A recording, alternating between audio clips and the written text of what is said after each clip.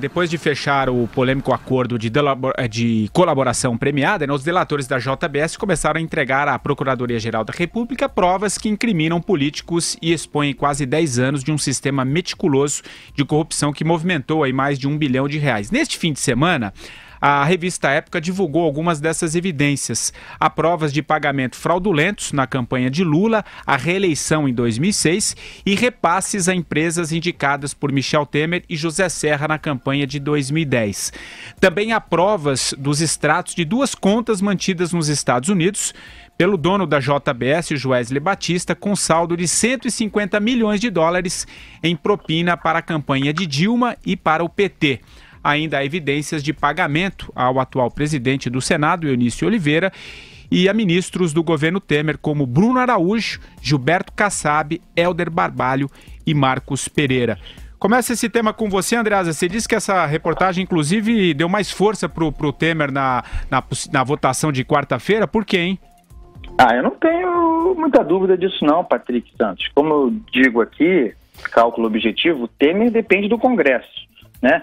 Verdadeiro ou não, tudo que está na matéria, a coisa tende, a meu ver, a ter efeito contrário na percepção objetiva daquele que vai votar, né? Tende a preservar o Temer. Como dizer isso? A matéria, de modo geral, criminaliza a política, né? Criminaliza a atividade política. Está todo mundo ali. Olha, não vou entrar no mérito do conteúdo, mas está todo mundo ali. Todos os partidos. A rigor, pensando com a cabeça do cara que vai votar, né, considerando as cabeças como são, isso serve de alerta aos políticos sobre o que pode vir depois. Né? É tirar o Temer e não sobrará um. Repito, está todo mundo ali. Então você imagina esses políticos, diante dessa matéria no final de semana, pensando nas consequências contra si de abalar ainda mais o sistema. Agora, objetivamente sobre a matéria, ali não se separa doação legal de doação ilegal, caixa 2 de caixa 1, contrapartida, dinheiro recebido que teve contrapartida ou não teve, e é mais um vazamento. Sejamos bastante objetivos. Material tornado público sem filtro, sem exame, sem seleção, sem validação, sem análise. É mais um vazamento cuspido para destruir tudo. E é também uma inversão de valores, inversão da ordem. Esse material deveria ser recebido pelo Ministério Público, investigado, depurado, tratado, só depois tornado público. O que acontece em consequência disso? Aquilo que nós falaremos mais adiante. As investigações, como a Polícia Federal aponta, tem o caso do Sérgio Machado, chegam ali na frente e se mostram insuficientes, se mostram sem provas para alicerçá-las. É isso que acontece. Isso é muito bom para muita gente, mas é péssimo para a Lava Jato. Vai, Vera. Eu acho que a matéria, enquanto material jornalístico, é ótima e é tudo que nós, jornalistas, vínhamos cobrando há semanas. A gente falava, onde estão as provas? Onde estão as provas? O jornalista fez o seu papel, foi atrás, trouxe as provas que vão ser entregues ao Ministério Público, trouxe em primeira mão. Isso se chama furo de reportagem, isso é a razão de ser do jornalismo investigativo.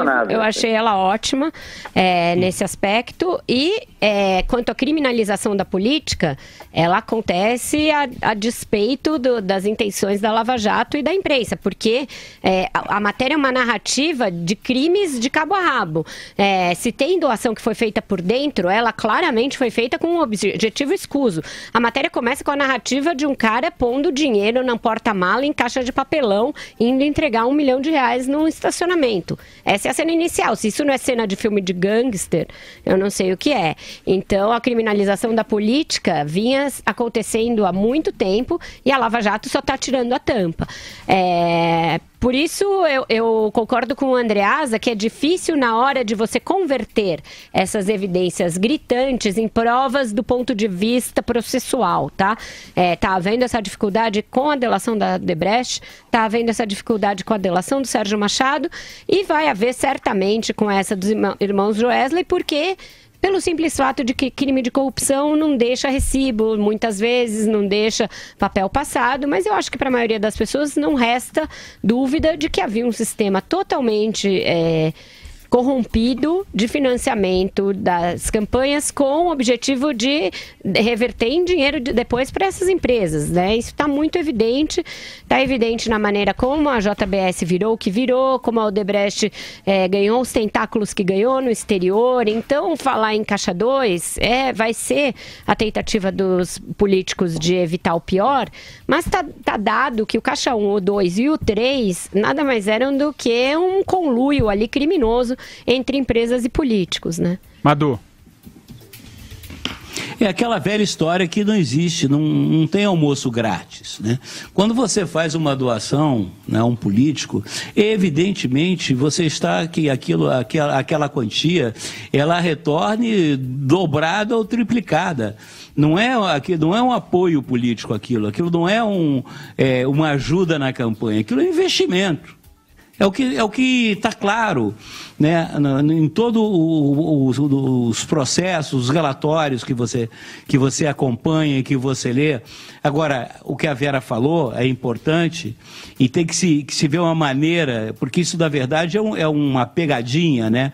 É uma espécie de truque da legislação brasileira, porque você tem o caso claro de corrupção, né? um caso de desvio de dinheiro público, coisa que num país como o Brasil, com as carências que o Brasil tem, para mim, equivalem a crime de genocídio.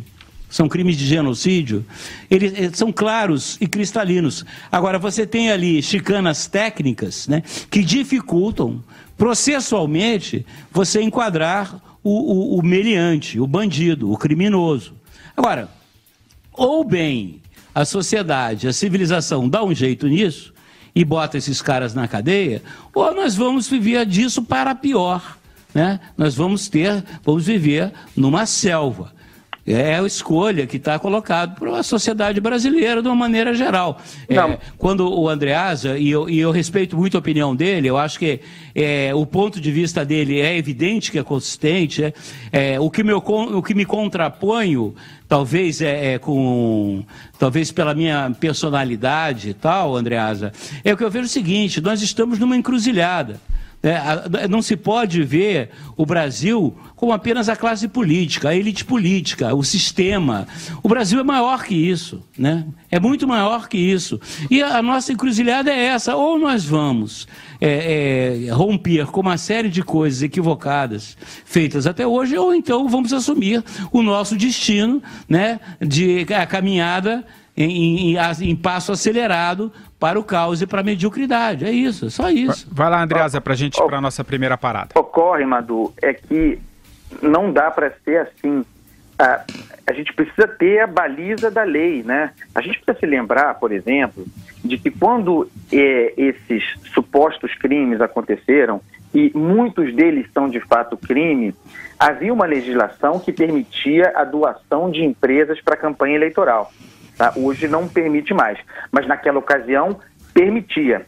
O que se está dizendo, e isso me parece muito grave, é que todo o dinheiro, e a matéria não faz, talvez não seja o papel dela, talvez não devesse ser ela fazer isso, mas o que a matéria não faz é deixar claro, de que, muito pelo contrário, a matéria sugere de que todo o dinheiro que foi movimentado pela JBS, aplicado em campanha eleitoral, foi corrupção.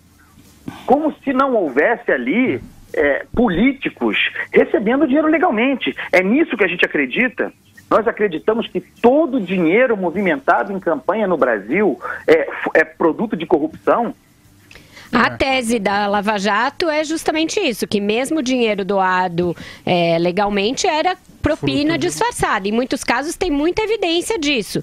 O Vacari, por exemplo, ia lá às vésperas da eleição. Mas evidência não basta, Vera. Não, evidência basta para que o Ministério Público faça o seu papel. O Vacari ia lá na véspera da eleição e passava o chapéu e falava: aquele contrato depende de você dar tanto para a campanha do fulano aqui. O Temer ia lá, negociava e no dia seguinte o Eduardo Cunha apresentava uma emenda. Então você tem o dinheiro e tem a contrapartida. Então, se essa tese vai passar, eu também não tenho certeza. É uma das grandes teses com a qual o Supremo vai ter de se haver. O perigo disso é muito grave, quer dizer, isso bota em risco até a Lava Jato. Você primeiro sai jogando essas informações de toda forma. E é isso que criminaliza a política. A ideia de que todo o dinheiro movimentado para a campanha foi ilegal. Mas mesmo que seja, precisa ser provado, precisa ser investigado. E nós estamos com um déficit gravíssimo de investigação. As denúncias são inconsistentes. Nós vamos falar sobre isso.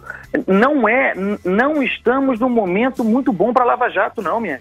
Elas não são inconsistentes, elas podem não ter prova cabal, podem não ter prova como a gente... Não tem prova, mas tem prova inconsistente, velho. Pode não ter prova clássica, mas tem muita prova e você tem já um esquema totalmente desnudado, né?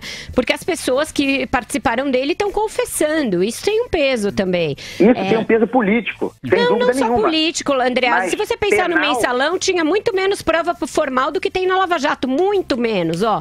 Milhares de vezes menos. Se a gente for comparar o arcabouço formal de provas, escrever numa lousa o que tinha no mensalão e não sobrou ninguém sem ser condenado. Não premiada naquela ocasião. Não tinha? Menos então. A delação premiada. Então, não dá para comparar essas circunstâncias. Claro que dá. Com menos prova ainda e sem as delações, todo mundo foi condenado. Nós estamos aqui falando exatamente das consequências da delação premiada e de elas servirem como supostas provas em vez de base para aprofundamento de investigação. Eu acho que a gente vai saber disso à medida que as pessoas forem sendo condenadas e absolvidas. Mas a gente volta àquele tema, Vera. Você tem toda a razão. Ocorre que, politicamente, tem pessoas morrendo agora. Talvez não venham a ser condenadas, mas estão tendo as suas chances políticas ceifadas por narrativa política.